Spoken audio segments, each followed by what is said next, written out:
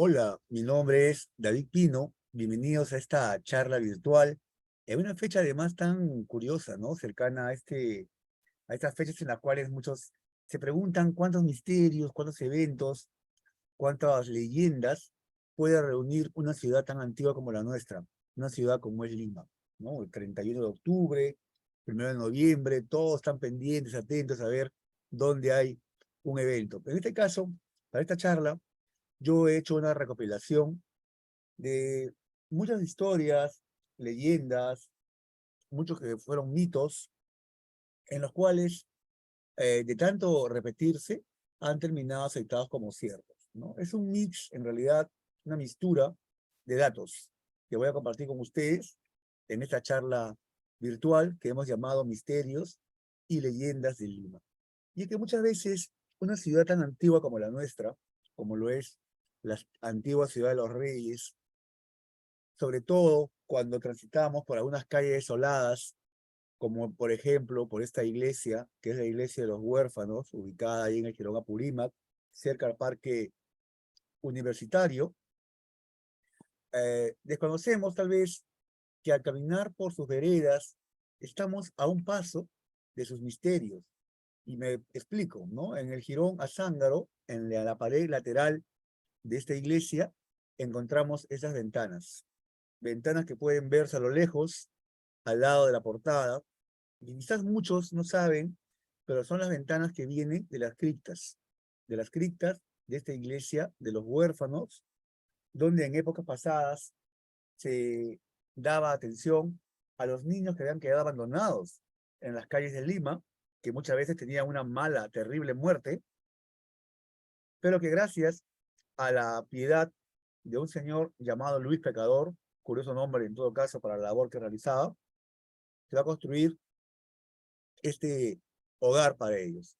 Algunos fallecían y estos niños eran enterrados en las criptas, como repito, que se encuentran debajo de esta iglesia, cuyas ventanas de iluminación son posible todavía verlas desde el Jirón Azángaro, cuando uno transita por ahí, ya sea de día o de noche.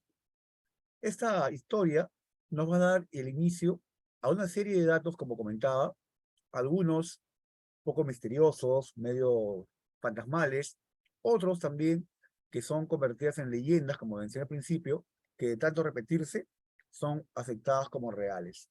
Por ejemplo, en el centro de Lima tenemos una edificación ubicada al costado del convento de San Francisco, en la cuadra 3 del Jirón Ancash, que es conocida como la Casa de Pilatos. Esta casa que seguro la han visto cuando han pasado por allí, ya sea de día o de noche, hoy es sede del Tribunal Constitucional. Esta casa es una de las más antiguas de Lima. Su portada de piedra, que se levanta en dos cuerpos en la fachada, data de 1630. Es una portada de estilo renacentista, que además ostenta en la parte alta los escudos de las familias más importantes que vivieron aquí en su primera época. Me refiero a la familia Esquivel y a la familia Jarabá. Por tanto, el nombre oficial de la casa es la Casa de Esquivel y Jarabá.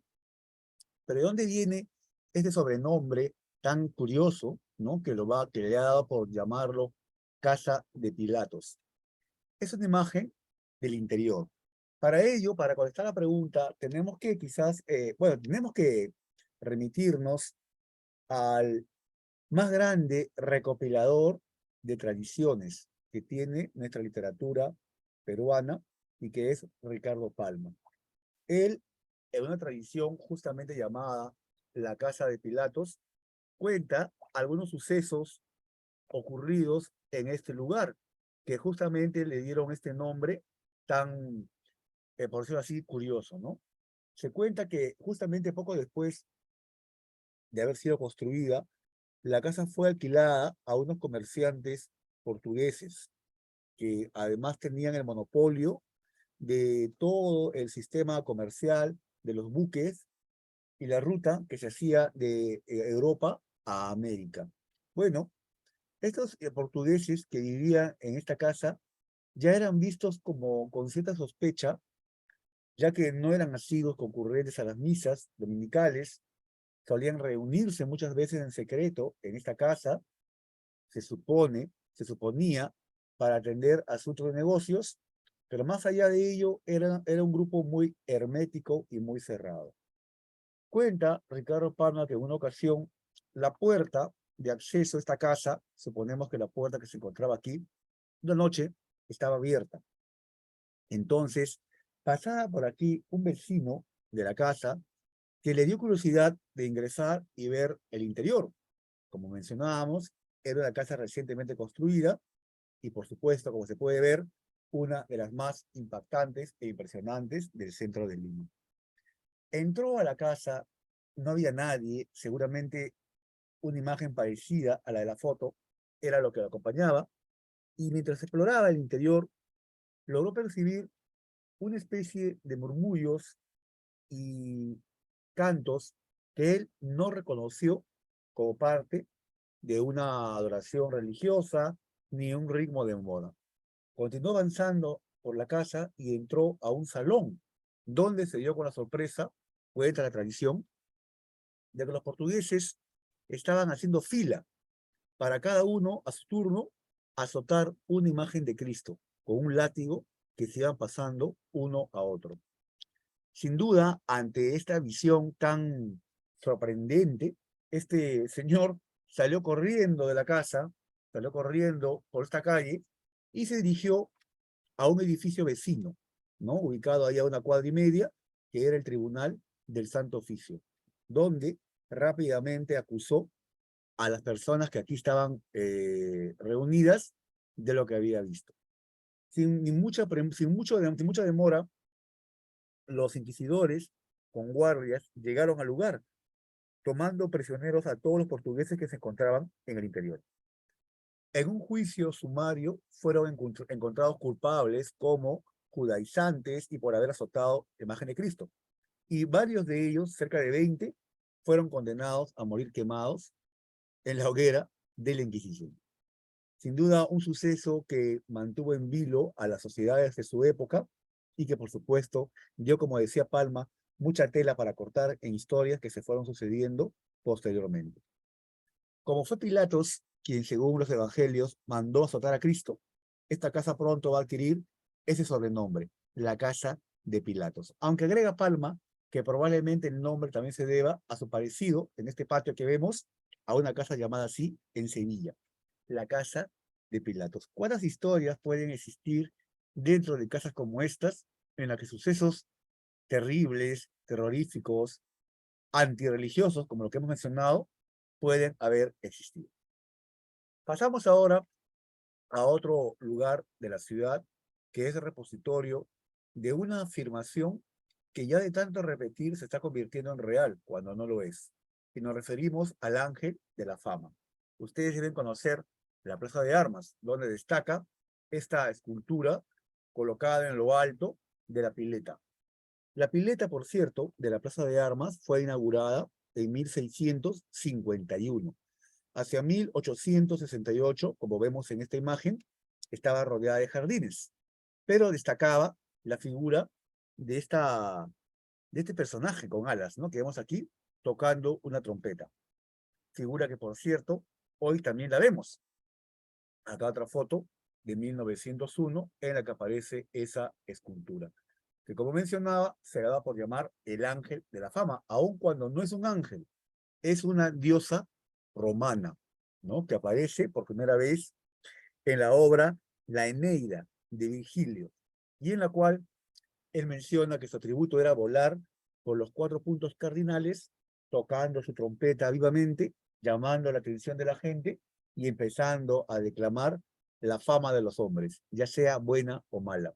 Tiene alas de águila, la trompeta y, por supuesto, el aspecto de un ser femenino. Sin embargo, en Lima muchas veces a todo lo que tiene alas decimos que es un ángel, cuando no lo es. Y se le agregó el mote del Ángel de la Fama. Como repito, cuando no en realidad es una figura celestial, sino una figura más bien tomada de la literatura romana. Desde 1901 hasta 1995, la Fama, como se dice, voló de su ubicación, no estuvo. Lo que encontrábamos, y quizá muchos recordamos, es una piña que estaba coronando la pileta de la Plaza Mayor. En el 95, en la gestión del alcalde Andrade, se repuso la figura que hoy conocemos. Aquí vemos fotografías de otras famas ubicadas en otras partes del mundo, como esta fuente de la fama en Madrid, al costado, al lado derecho, una escultura de la fama en lo alto de una columna en Dresde, en Alemania. Asimismo, una fuente de la fama en Valladolid. Y finalmente, coronando la fachada de la Universidad de Sevilla, también la figura alada de la fama con sus alas de águila. En ninguno de estos 4 lugares se le nombra como ángel, sino sencillamente como la fama. Esta es la fama de la Plaza Mayor, de la Plaza de Armas de Lima, que tiene alas de águila, no tiene alas de ángel, y que ahora estamos seguros no es una figura celestial, sino más bien una figura tomada de la literatura romana, como acabamos de decir. Cuando pasen por la plaza ahora, no digan el ángel, digan sencillamente la fama. Otro mito que también se ha convertido para muchos en realidad, de tanto repetirse, es el que cuenta que Micaela Villegas, la famosa actriz de la época virreinal, amante del virrey Amat, nació en Huánuco. Es más, se menciona que en Huánuco hay un museo, una casa antigua, que se atribuye fue el lugar donde ella nació. Bueno, esta historia la va a difundir Ricardo Palma, justamente a quien hemos recurrido para la historia de la Casa de Pilatos, pero que al parecer aquí cometió varios errores. Primero, en la descripción que hace de esta actriz de la época virreinal, es en realidad poco amable, al escribirla como una mujer de aspecto no tan agraciado, con la cara llena de huecos por la viruela, y que era libertina en su modo de comportarse. Palma, de esta manera, la, digamos, cataloga, ¿no? Como una mujer en realidad sin mayores virtudes, lo cual está muy lejos de ser cierto, puesto que otros biógrafos mencionan las virtudes de Micaela Villegas, a partir, por cierto, de su labor o faceta como empresaria del teatro, como una mujer muy piadosa y religiosa, que fue capaz de dejar buena parte de su fortuna al convento de los Descalzos y a la parroquia de San Lázaro, y sobre todo que va a ser el punto de inicio de una leyenda de la cual de ella se han dicho tantas cosas, como por ejemplo la afirmación de que ella nació en un lugar distante a Lima, aun cuando su partida de bautismo, su partida de matrimonio y su partida de defunción indican que ella nació en Lima. Por supuesto, la tradición de Palma ha sido muy bien aprovechada por nuestros vecinos de Huánuco, que han inaugurado, o tienen en todo caso ahí, un museo muy interesante llamado la Casa de la Perrechori, que usando la tradición de Palma, dan como lugar esta casa donde ella nació. Como mencionaba, más allá de historias, tradiciones, siempre lo que manda es el documento. Esta es, de manera inédita, lo pude conseguir en el archivo Soispal, gracias a su directora, la doctora Laura Gutiérrez, la partida de bautismo de Micaela Villegas, en la cual en la parte superior se menciona, entre otros datos, el nombre de los padres, ¿no? Los padrinos, el cura que le dio el bautizo, y menciona también el dato de que ella era vecina de Lima, bautizada poco tiempo después de su nacimiento, por cierto, algo difícil de haber vivido en Huánuco y de haber realizado un viaje desde el lugar a Lima, tan largo que no habría llegado a la fecha que se menciona aquí. Y como mencionaba también en la partida de matrimonio y de defunción, ella menciona que nació en Lima. Entonces la pregunta es, ok, si nació en Lima, ¿en qué parte nació? Bueno, un genealogista de apellido Durán publicó hace un tiempo una documentación respecto a la vivienda del padre de Micaela Villegas, el capitán arequipeño José de Villegas. Para 1744, José de Villegas alquiló la Casa Grande, ubicada en la calle de Puno. La calle de Puno es el actual Jirón Ayacucho, que ustedes ven en imágenes. Si ven de frente, acá al fondo se ve el edificio del Congreso de la República. Si caminan por esta cuadra y llegan a esta esquina, imaginemos que volteamos la imagen al extremo derecho, se encuentra el Mercado Central. Entonces, esta esquina, esta edificación que ocupa la esquina de esta calle, del Jirón Ayacucho con el Jirón Guayaga, fue el lugar donde estuvo la Casa Grande, donde vivió José de Villegas en 1744. Fue una casa que él alquiló al monasterio de la Concepción, por la cual pagaba un alquiler mensual. La casa queda en ruinas en el terremoto de octubre de 1746. 2 años después, cuando todavía vivía aquí la familia Villegas, nace Micaela. Ella nació en 1748. Por tanto, este es el espacio o el lugar donde estuvo la casa donde nació Micaela Villegas. ¿Y qué cosa es lo más irónico o anecdótico de este dato? Que en esta misma calle nació Ricardo Palma, justamente aquel tradicionista que se encargó más bien de alejar a su vecina a kilómetros de distancia para ubicarla nada menos que en Huánuco. Sobre Micaela Villegas se han escrito muchas obras teatrales, telenovelas, series, siendo quizás una de las primeras óperas la que le dedica Jacques Offenbach, La Père Cholet, ¿no? Es una de las primeras obras, de muchas por cierto, que se han dedicado a ello.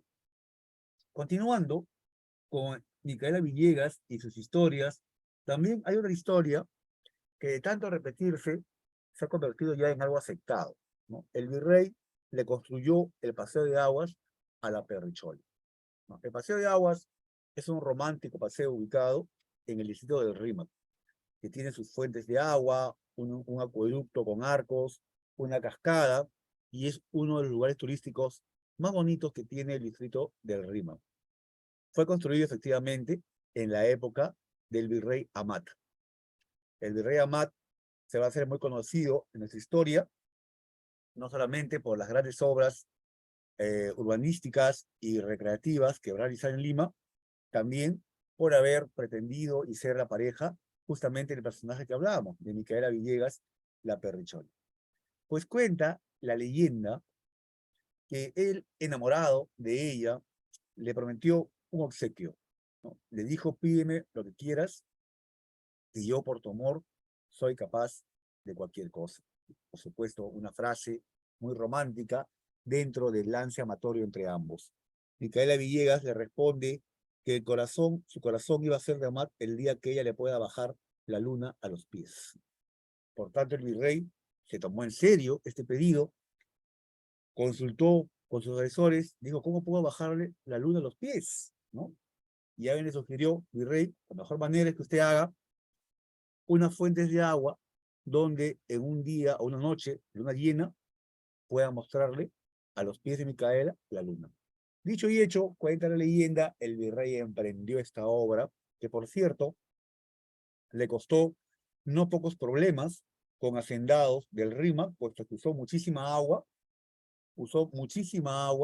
de la zona del canal de Piedraliza para poder trasladar, para poder usar este sistema en sus cascadas. Por tanto, llegó el día esperado y él, ya para inaugurar este lugar, la lleva a Micaela, una noche de luna llena. Y en ese lugar, él le muestra la luna a sus pies. Sin duda, un momento muy importante que la leyenda ha inmortalizado. ¿Cuánto de cierto hay en esta historia? Bueno, primero recordar que el diseño original de la Alameda, como vemos en estas imágenes, no era este que vemos aquí, sino el que estamos viendo aquí. Propuestas que se presenta y que se encuentra actualmente en el Archivo de Indias, gracias a la investigación de el historiador, se me ha ido el nombre, Leonardo, bueno, que lo publicó en un libro respecto a grabados hispánicos en América. Se ven los diseños que tuvo el paseo de aguas. El virrey Amat quería replicar en Lima un paseo llamado La Navona, que se encontraba en Roma. y que hasta ahora existe, la Plaza Navona. ¿Qué tenía de especial la Plaza Navona? Tenía un intrincado sistema de piletas y fuentes de agua, como las que vemos en la imagen, y que él quería, como repito, replicarlo en Lima. Él quería replicarlo en Lima. Ahora, lo que estamos viendo aquí es lo siguiente. Ese diseño no se llegó a completar, no se llegó a realizar completamente, ya que, como les comentaba, tuvo muchos problemas con los hacendados de la parte baja del Rímac, ya que él utilizó muchísima agua del canal de Piedralíza, para poder, desarrollar su proyecto. Y ellos inclusive llegaron a denunciarlo al Consejo de Indias. Por ese motivo, él no pudo realizar el proyecto como vemos aquí. ¿Cómo quedó al final este proyecto? Este, por cierto, es una imagen de la pieza Navona. Y esa es la imagen más cercana al Paseo de Aguas, inaugurado por el virrey Amat. Esta es una pintura realizada por Fernando Brambilla en 1795. En 1795, como vemos. Y ustedes vean, tenía rampa, tenía pináculos, el arco que existe hasta ahora se ve al fondo, pero no tenía las fuentes de agua que hoy le estamos viendo. No las tenía. Este paseo inaugurado por Amat va a casi quedar abandonado en el siglo XIX, llegando a tener este aspecto que vemos aquí. Vean ustedes el acueducto completamente destruido, no existen las fuentes de agua que apreciamos aquí, va a ser utilizado como depósito del tranvía en el siglo XIX y buena parte del siglo XX, vemos ahí, usado como maestranza de ingreso. Y bueno, en 1938 finalmente se va a desarrollar un proyecto de remodelación de este espacio. Vean que todavía se veía al costado, vean el extremo derecho de la foto, el canal de Piedralíza, pasando por ese sector. Este diseño es obra de Manuel Piqueras Cotolí, quien en 1933 presentó el proyecto de remodelación del Paseo de Aguas, el mismo que se ejecutó en 1938. Ya había muerto él, pero es el modelo, el diseño que hoy apreciamos. Por tanto, el Paseo de Aguas, que es parte de esta historia, es del siglo XX. Las fuentes que vemos son del siglo XX. Y la historia que les he contado es una leyenda, muy romántica, pero que no se ajusta a la realidad, puesto que este fue uno de los proyectos que tuvo el virrey Amat de remodelación de espacios recreativos, tal cual lo hizo con la Alameda de los Descalzos, con la Alameda de Hacho, asimismo también con la zona de la Plaza de Hacho, que se construye durante su gobierno. Volviendo al tema de los misterios de Lima, tenemos un suceso ocurrido en el siglo XX, en un hotel ubicado en el centro de Lima, justamente al costado de Palacio de Gobierno, que fue el Hotel Comercio. Ustedes deben conocer el famoso bar Cordano, que está ubicado, como repito, al costado de Palacio de Gobierno. En los altos, hoy desocupado, se ven habitaciones que en una época fueron un hotel muy concurrido por viajeros que utilizaban o llegaban en tren a este lugar, ya que al frente está la estación de Desamparados. Esta es la esquina de las calles Rastro de San Francisco y la calle Pescadería, como se aprecia en estas placas que destacan allí. Aquí en el ingreso al Hotel Comercio aún es posible ver el nombre del hotel en una de las escalones de ingreso. Y esta fotografía, tomada de antiguos periódicos, nos muestra el interior. ¿Qué ocurrió aquí que han convertido este edificio en el repositorio de uno de estos misterios y sucesos terribles que hicieron noticia en la ciudad de Lima? Pues bien, en este lugar ocurrió un crimen terrible en el año 1930. Un español llamado Genaro Ortiz asesinó a su compañero de cuarto, Marcelino Domínguez. Marcelino Domínguez. Acá en estas carátulas del Cancionero de Lima se cuenta el sensacional y horroroso crimen perpetrado en el Hotel Comercio y descubierto en la calle Concha, dice, ¿no? Este general Ortiz tuvo una discusión con su compañero de cuarto y lo asesinó. Y no solamente lo dejó allí, sino que lo cortó en pedazos. Guardó sus restos en 2 maletas, se fue al hotel y se alojó en una pensión cercana al lugar en la calle Concha, que es la cuadra 3 del Jirón Ica. Este crimen descubierto fue sin duda la sensación, ¿no? Fue sensacional, fue una noticia que fue pues prácticamente publicada y comentada por la prensa y por la sociedad limeña de la época. Fue tan terrible el suceso que fue la primera vez que, según Clemente Palma, se veía un crimen de esta naturaleza en Lima. Él dijo, por fin tenemos en Lima un crimen que es común en París y Londres. Mencionaba Ricardo Palma. Perdón, Clemente Palma, ¿no? El hijo de Ricardo Palma. Aquí, por ejemplo, se va mencionando de manera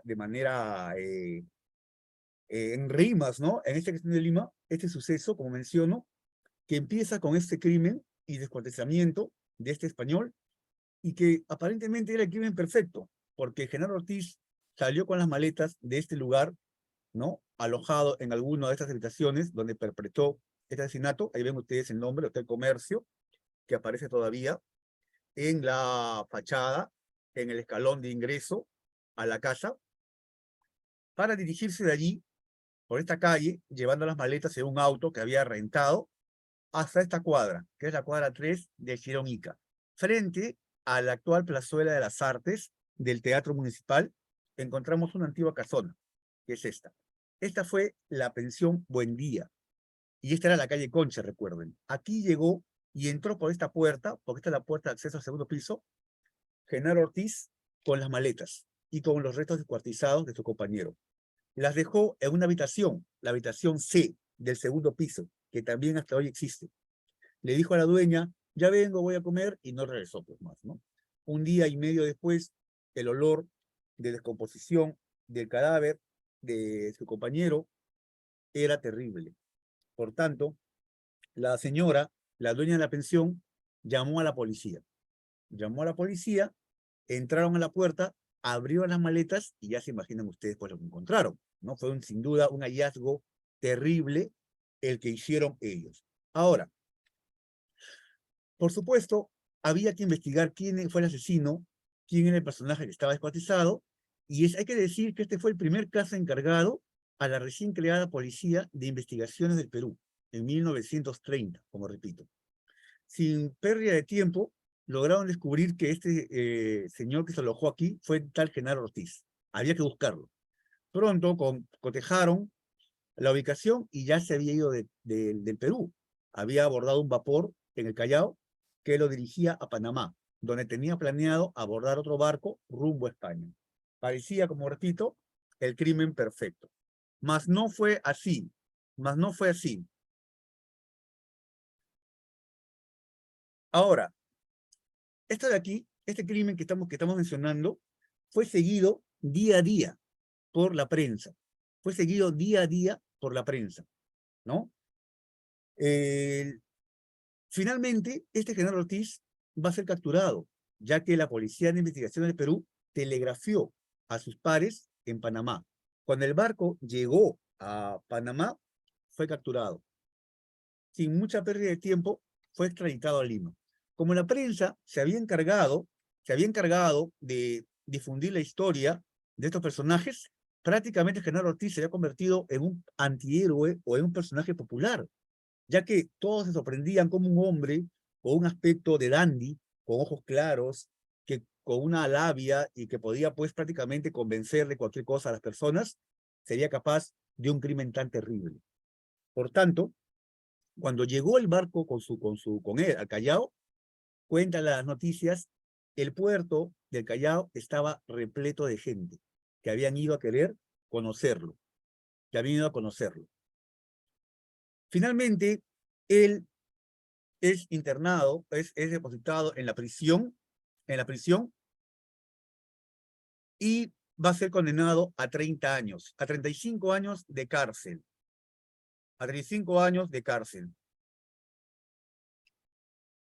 Pero a los 30 años fue indultado, ya que él en la cárcel va a desarrollar actividades de reinserción social, ¿no? Por ejemplo, va a aprender a hacer zapatos,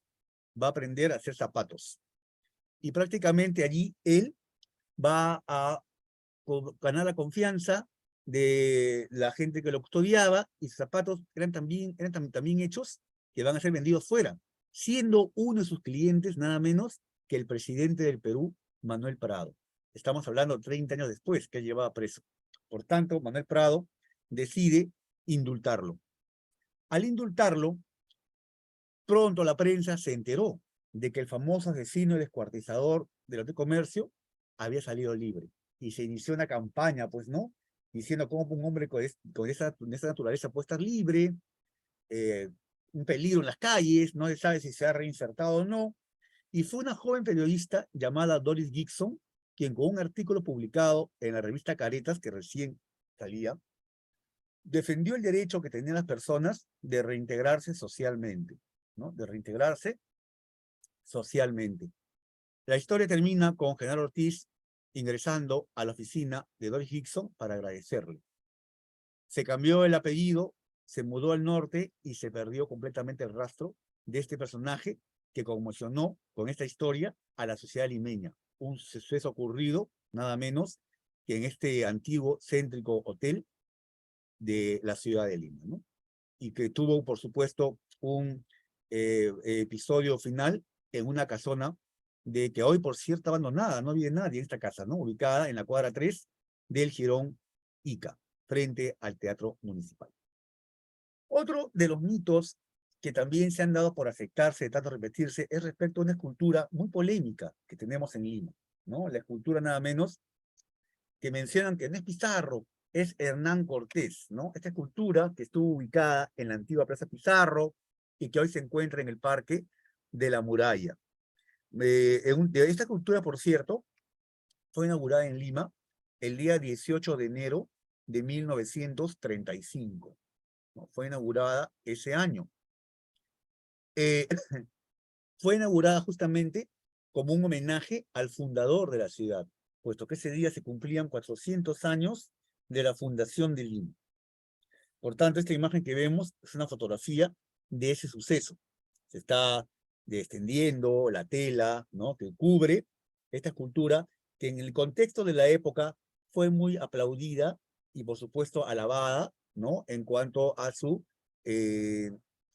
virtudes artísticas. Luego fue movida a otro lugar, estuvo en la catedral durante varios años, luego se trasladó a la llamada Plaza Pizarro, quizá donde muchos le hemos llegado a conocer, en ese pedestal que tenía algunos relieves de Juan Manuel Ugarte el Éspuro.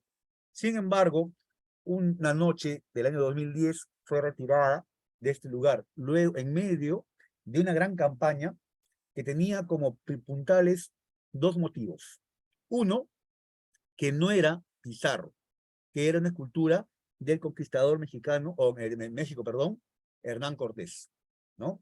Y dos, sobre todo la que tenía más peso, ¿cómo podemos tener el monumento de un genocida, un criminal, en pleno centro? Sáquenlo de allí, ¿no? Entonces, con estos dos motivos, que fueron por supuesto, promovidos, que estén promovidos por inclusive regidores de la Municipalidad de Lima, se retiró finalmente. Estuvo guardado en un depósito municipal y finalmente acabó, como vemos aquí, en el Parque de la Muralla. ¿Qué hay de cierto respecto a esta historia? ¿Qué hay de cierto respecto a esta historia sobre la identidad, primero, del personaje? Bueno, hay muchas cosas que decir. Por ejemplo, una de ellas es esta, ¿no? El autor. El autor fue un norteamericano llamado Charles Ramsey. Charles Ramsey se presentó a una exposición en 1910 en Nueva York, con esa escultura, que hasta el día de hoy se encuentra en las afueras de un museo, ¿no? El Museo de Arte Contemporáneo en la ciudad de Buffalo, ¿no? En la zona de Buffalo, en Nueva York. Una escultura con la cual él ganó una medalla de oro y que la tituló Pizarro. Por tanto, tenemos un primer monumento igual al de Lima, que ya llevaba ese nombre desde 1910. En 1929 se hizo una copia del monumento a Pizarro de Búfalo para ser donado a la ciudad de Trujillo de Extremadura, ciudad natal de Francisco Pizarro, que es la que aparece en esta foto. Y como pueden ver, los elementos artísticos, el penacho que tiene en la cabeza, esas plumas, es la misma que ostenta la de Lima. Entonces, de esta escultura y la original se hizo una tercera copia, que es justamente la que se inauguró en Lima, que es esta. Por tanto, la escultura de Lima es la tercera versión que ya lleva el nombre de Pizarro. No puede ser Cortés, porque las anteriores esculturas también fueron identificadas y hasta el día de hoy tienen la placa que dice Francisco Pizarro. Entonces, hay gente que dice, o personas que la critican diciendo, pero no puede ser Pizarro porque su vestimenta no tiene nada que ver con los conquistadores que llegaron a América, a Lima en aquella ocasión. Creo yo que el error parte a partir de que las imágenes de Hernán Cortés lo presentan con plumas sobre el yelmo, en la cabeza, con plumas, como en estas imágenes y pinturas y grabados que se exhiben. Los trajes de los españoles que llegaron al Perú no usaban plumas. Quizás aquí, en la libre interpretación del escultor, se haya dado pie a este primer error, ¿no? Para considerar que no es Pizarro, sino es Cortés. Lo otro, lo acabamos de decir, fue el tercer monumento inaugurado en homenaje a este personaje, ¿no? Ahí lo encontramos a Pizarro hasta el día de hoy en el Parque de la Muralla. Cerramos esta parte mencionando que sí es Francisco Pizarro como escultura, ¿ya? Fue inaugurado en el contexto del cuarto centenario de la fundación de la ciudad de Lima, o la ciudad de los reyes, que él fundó. Y la vestimenta o las plumas es una interpretación libre del escultor. En todo caso, cualquier, digamos, opinión respecto al personaje, en este caso puntual, en el cual nos hemos centrado en la escultura, ya es otro tema, ¿no? Otro tema que sin duda también se somete sin duda, a un debate mucho más amplio. Bien, otra de las curiosidades que tiene Lima y que ya se convierte en un misterio es la existencia de una lápida en una calle del centro de Lima. Nada menos, ¿quién imaginaría encontrar una lápida en pleno centro de Lima? Cuando decimos lápida, me refiero a una lápida con el nombre del muerto y la fecha de nacimiento y fecha de muerte. Para ver lápidas como esa, sin duda, el cementerio, no hay otro lugar. Pero ¿qué es una lápida en el centro de Lima? Lo voy a explicar. En el centro de Lima tenemos este edificio que ven al fondo, que es la Casa de Correos y Telégrafos. Este edificio fue construido en 1897 y muchos lo recuerdan como el Correo Central. En el año 2011, en el segundo gobierno de Alan García, se convirtió en la Casa de la Gastronomía Peruana, como aparece esa cartela en la parte inferior y que por estos días está funcionando como tal. Allí destaca, ahí está el letrero, ¿no?, que mencionaba, ahí destaca este mascarón, cabeza de león, que sirvió en su momento para echar por allí las cartas, ¿no? Las cartas que se iban a enviar al interior del país y probablemente también al extranjero, ¿no? Al extranjero. Ahora, pocos son los que se paran en el león y miran hacia el piso, porque si ustedes bajan la mirada, en la fachada se encuentran estas lajas o placas de color negro. Y si acercamos la vista, encontramos que tienen letras. Al unir estos pedazos, encontramos que es una lápida con el nombre siguiente: Rodrigo Franco Montes, fecha de nacimiento y fecha de muerte, como es una lápida de cementerio. Pues bien, ¿cuál es la explicación de la presencia de esta lápida ubicada en este lugar? Rodrigo Franco fue un dirigente del primer gobierno del APRA, de Alan García, que fue asesinado siendo director de la distribuidora de leche Ensi, fue asesinado por los terroristas en ese año. La pérdida de él fue muy sentida entre los apristas y fue tan, digamos, recordado que inclusive hasta muchos quizás recuerden, se formó un comando paramilitar, que muchos dicen que fue dirigido por los apristas, que tomó el nombre de Comando Rodrigo Franco, que ajusticiaba a terroristas, por cierto. O sea, fue una guerra, digamos, a ese nivel, ¿no? Que ya se empezó a dar desde el gobierno aprista. En el segundo gobierno de Alan García le hizo un homenaje al que fue su amigo, cuando convirtió la casa este museo, perdón, en la Casa de la Gastronomía Peruana. Y quizá de manera subrepticia, escondida, sin mucho paviento, mandó colocar estos pedazos de lápida, como un recuerdo oculto a quien fue su amigo Rodrigo Franco. Esa es la explicación de la presencia de una lápida, nada menos que en una calle del centro de Lima. Saltamos ahora a otro lugar de Lima, que es la Plaza San Martín.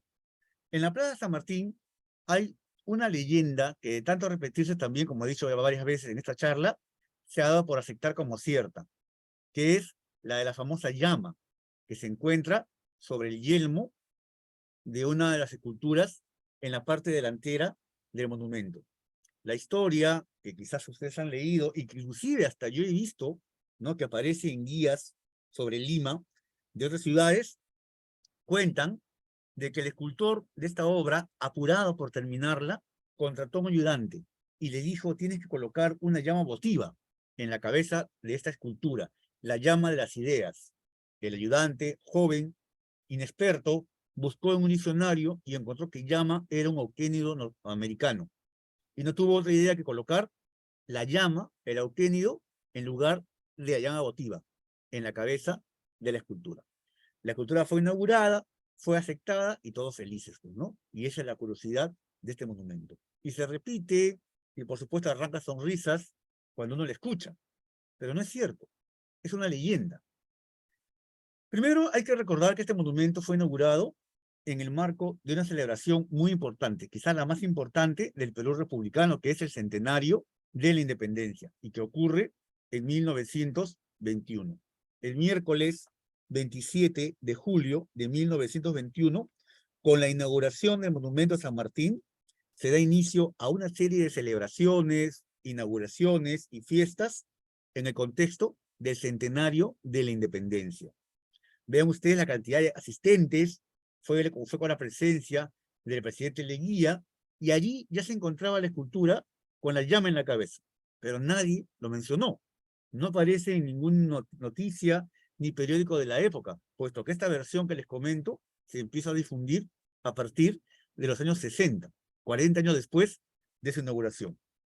Esta es una imagen del escultor, el español Mariano Benlloch, y al costado una maqueta, un modelo de la estatua ecuestre de San Martín que Benlloch iba trabajando, iba desarrollando desde 1914, que fue más o menos la fecha en la que se le encargó a él la obra. Estamos hablando de 7 años antes de la inauguración, en la cual él ya había desarrollado la maqueta, ya había realizado la memoria descriptiva del monumento. Es más, vean ustedes esa fotografía en la que se muestra a él desarrollando la escultura en el taller en su casa, en España.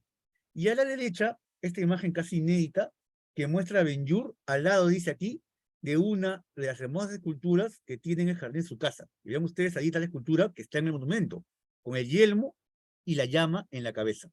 Por tanto, esta foto es de 1914, 7 años antes de la inauguración.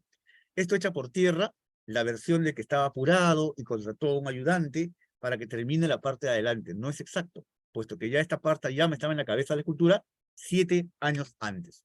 Y es la que vemos aquí. Entonces, ¿qué significa? ¿Por qué está allí? Esta figura que aparece en la parte delantera del monumento es la alegoría al primer escudo del Perú, que en lugar de la vicuña actual era una llama.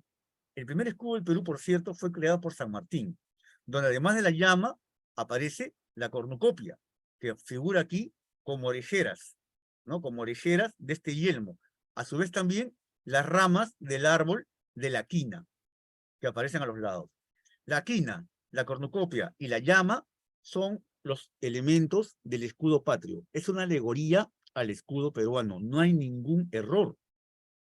Es inverosímil imaginar que se haya aceptado un monumento con ese error, por supuesto, ante un concurso que fue polémico. Y les cuento brevemente. Cuando el gobierno decidió hacer un monumento a San Martín, convocó a los mejores escultores peruanos para poder desarrollar esta obra. Muchos de ellos presentaron maquetas, cada cual más espectacular. Y la obra y el concurso público se convirtió pues prácticamente en una competencia por ver quién lo hacía mejor, ¿no? ¿Quién lo hacía mejor? Sin embargo, hubo denuncias de que ya había sido escogido al ganador, de que el jurado para elegir al ganador no era el idóneo, y prácticamente fue un escándalo este concurso. El gobierno lo declaró cerrado. Y para ganar tiempo, contrató al mejor escultor que había por aquellos años en Europa, que era Mariano Benlliure, con 7 años de anticipación. ¿Ustedes se imaginan si Benlliure hubiera cometido un error como este, cuánto lo habrían criticado los escultores que quedaron fuera? Como les comenté, nadie dijo nada. Esta versión empieza a ser difundida en los años 60 por un escritor e investigador de esculturas de apellido Gamarra Puertas, que empieza a contar, y por supuesto también empieza a dar este detalle que muchos libros, recopiladores de curiosidades, lo aceptan como tal, aun cuando no es cierto. Es otra de estas leyendas de Lima, ¿no? Que en este caso ya hemos aclarado. Aquí se ve la escultura en una vista de frente, con la llama del primer escudo, las cornucopias a los costados, y esta alegoría a ramas del árbol de la quina, que figuran en este monumento en la plaza que es considerada la segunda plaza más importante de Lima. Pasamos a esta siguiente curiosidad, ¿no? Tomada del escudo de Lima. Muchos conocemos el escudo de Lima, lo hemos visto en la Plaza Mayor, en la Plaza de Armas, y ahí apreciamos que tiene un águila con 2 cabezas, ¿no? O un ave con 2 cabezas, mejor dicho. A partir de este dibujo de Pancho Fierro, muchos creen que en realidad es un gallinazo, puesto que el gallinazo es el ave tradicional de Lima. No es así. Aquí Pancho Fierro lo que dibujó fue un águila con 2 cabezas, un águila bicéfala, que recuerda el imperio o la casa imperial de los Habsburgo. Cuando se funda la Ciudad de los Reyes, la casa gobernante era los Habsburgo, que tenía como reyes a Carlos y Juana. Cuando ellos otorgan el escudo a la Ciudad de los Reyes, acá apreciamos las 3 coronas de los Reyes Magos, la estrella de Belén, las iniciales de Johanna y Carolus en latín, y la estrella imperial. Y aquí en este caso un águila, que es el águila de San Juan, de la cual era devota la reina Juana. Y el águila con 2 cabezas es el águila imperial de la casa de los Habsburgo, de la cual eran ellos. No son gallinazos por ningún motivo, ¿no? Eso tenemos que descartarlo. Pero por ahí escuchan que es gallinazo, no tiene nada que ver. Hay también una historia que nos remonta al cementerio Presbítero Maestro, ¿no? Otro mito más que se ha dado por repetir y aceptar como tal, y que tiene que ver con una lápida ubicada en el llamado Pabellón de los Suicidas, que en realidad es el departamento cuartel de San Joaquín y Santa Berta. Aquí, entre los muchos nichos y lápidas que se encuentran, encontramos este, de Gregoria Camacho, que es una calavera que tiene 2 huesos cruzados. El mito popular, la leyenda urbana, se ha encargado de alimentar la versión de que esta es una bruja, ¿no? Que murió y fue enterrada aquí, que tenía una lápida con una cruz que se paraba cayendo, hasta que un buen señor llamado Pablo Astete le colocó esta lápida con la imagen de la muerte, con la imagen de esa calavera, ¿no? Muy tétrica, y por fin pudo descansar en paz. Por ese motivo, hasta el día de hoy, aquí van y le prenden velas negras, inclusive le colocan flores, diciendo o quizás creyendo que en realidad es una bruja, cuando no lo es. Este símbolo, en realidad, el símbolo de la calavera con los huesos, es un símbolo que se repite varias veces en el cementerio, y que es el símbolo de las vanitas, o la fragilidad de la vida, un tema artístico que viene desde el siglo XVI, y que va a ser recurrente en varias lápidas en el cementerio Presbítero Maestro, como este, por ejemplo, de don Juan Esteban Esterripa, que también tiene acá su cráneo con los 2 huesos. O este, de Romualdo Rodamonte, que también aparece con la misma figura o simbología funeraria. Como repito, es una alegoría de la muerte, la fragilidad de la vida, ¿no? El lugar a donde todos vamos a llegar. En el siglo XIX era muy común en las lápidas colocar elementos que hoy nos parecen raros, como antorchas invertidas, guadañas con la imagen de Cronos, relojes de arena con alas, y este elemento también era muy común. Por tanto, no es una bruja, la pobre Gloria Camacho, no obstante que es una leyenda que va a encontrar en internet y que se va repitiendo y repitiendo hasta para muchos ser convertida en algo aceptado. Acá otra más de Hilario Farge, también ven aquí en la parte inferior, las antorchas invertidas, que significa la luz que se va, la vida que se apaga, y los cráneos con los huesos. Otra leyenda, ¿no? Que en todo caso la menciono con mucho respeto, puesto que también es un repositorio de fe, es el que tiene que ver con el pozo de Santa Rosa de Lima, ubicado en el centro de la ciudad, en la primera cuadra de la avenida Tacna, el cual es un espacio pues muy visitado cada 31 de agosto, ¿no? Cada 30 de agosto, perdón, no, cada 30 de agosto, muchos devotos van a dejar su carta, a echar su carta a ese pozo, que tiene 19 metros de profundidad. Pues bien, este pozo en realidad fue construido en el siglo XVIII y mejorado en el siglo XX. Este documento, que es una reseña histórica, del pozo, nos muestra dos párrafos interesantes, ¿no? Ya casi aquí terminando esta parte, menciona acá, ¿no? Dice, los antiguos documentos nos dicen que la Santa Patrona, después de ceñirse una cadena y ajustarla como un candado, arrojó la llave a un lugar donde no se puede encontrar. Esta es la auténtica narración del hecho, no la de un pozo, ¿ah? También es históricamente cierto que atravesando la huerta de la Casa de la Santa pasaba una sequía caudalosa que desalojaba en el río. Es cierto que esta sequía tenía pozos y remansos de agua, donde lavaban y sacaban agua para el riego de la misma huerta. Y acá menciona, ¿no? Para poder asumir la existencia del pozo, no hay inconveniente alguno en admitir, y es lo más verosímil, que en esos pequeños pozuelos arrojara la Santa la llave. Más tarde, al canalizar la sequía, se hizo un pozo en toda regla. Más tarde, dice, ¿ah? No en la época de Santa Rosa, que tenía dos fines. Una, recoger las filtraciones de agua, y otra, para poder almacenar el agua para el riego y la vida de las plantas. Ahora, dice acá en la parte inferior, siendo prior el padre Reynoso, se llevaron a cabo estas obras del pozo que existe y mide 19 metros y 15 centímetros de profundidad. La tradición asignó a este pozo el lugar preciso donde la santa arrojó la llave. Y desde los tiempos inmemoriales, así se viene creyendo, sin que haya argumento serio en contra, dice aquí, ¿no? Lo único que se puede objetar es que los arreglos interiores del pozo y parte superior del mismo son muy posteriores al tiempo de la santa. Acá está la prueba en realidad de que el pozo es moderno. Nunca hubo un pozo donde ella arrojara la llave, sino acequia. Pero eso por supuesto no quita el elemento de fe en el cual se ha convertido este espacio y que hoy es recorrido, es visitado por mucha gente a fines de agosto y que inclusive tiene su réplica, ¿no? En la ciudad de Quibes, como el pozo de Quibes, ¿no? Acá hay imágenes de la casa restaurada de Santa Rosa en el centro de Lima. Bien, voy a terminar esta charla presentándole imágenes casi inéditas, creo yo, de un espacio que ha generado bastante controversia en nuestra ciudad, que es la Casa Matusita. Estas imágenes son del archivo de la revista Etiqueta Negra, ¿no? Cuyo periodista ingresó hace un tiempo a este lugar y pudo realizar estas tomas. Y vean ustedes pues lo tétrico que se veía, ¿no? El interior, en una casa que en realidad estaba muy venida a menos, ¿ah? La leyenda popular, el mito, convierte a la Casa Matusita quizás en el mayor repositorio de fantasmas y misterios de Lima. La casa embrujada de Lima, ¿no? En la que se han inventado historias respecto a una bruja de origen europeo que al ser quemada por la Inquisición lanzó una maldición sobre el lugar. Luego, una familia japoneses que se envenenaron y se mataron entre ellos. De ninguna de las dos historias hay evidencia literaria ni noticiosa sobre ellos. Pero, sin embargo, lo que se sabe es que esta casa fue construida a inicios del siglo XX.